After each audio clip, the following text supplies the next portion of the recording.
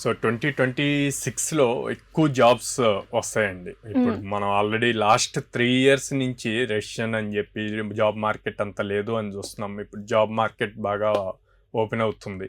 So already మనం 2025 నవంబర్లో ఉన్నాం. 2026లో ఖచ్చితంగా ఎక్కువ ఓపెనింగ్స్ ఉంటాయి.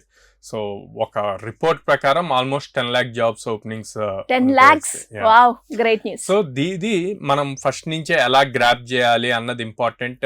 ఏ టైప్ ఆఫ్ క్యాండిడేట్స్ కోసం రిక్రూటర్స్ చూస్తున్నారు అన్నది కూడా చాలా ఇంపార్టెంట్. చాలా ఇంపార్టెంట్. సో ఎక్కువగా వాళ్ళు మార్క్స్, పర్సంటేజెస్, లేకపోతే ఏ కాలేజ్ నుంచి వచ్చారు అన్న దానికన్నా కూడా స్కిల్ సెట్ ఎంత ఉంది, ప్రాక్టికల్ నాలెడ్జ్ ఎంత ఉంది, వీళ్ళ క్యాపబిలిటీ ఏంటి అన్నవి చూస్తున్నారు. మాకున్న ప్రాబ్లమ్ స్టేట్మెంట్కి వీళ్ళు ఎలా సాల్వ్ చేయగలుగుతారు అని చూస్తున్నారు. అందుకే టాప్ మోస్ట్ కంపెనీస్ అనే కాదు, మిడ్ లెవెల్ కంపెనీస్ కూడా ఇంటర్వ్యూ కన్నా కూడా హ్యాక్థాన్స్ కండక్ట్ చేసి హైర్ చేస్తున్నాయి.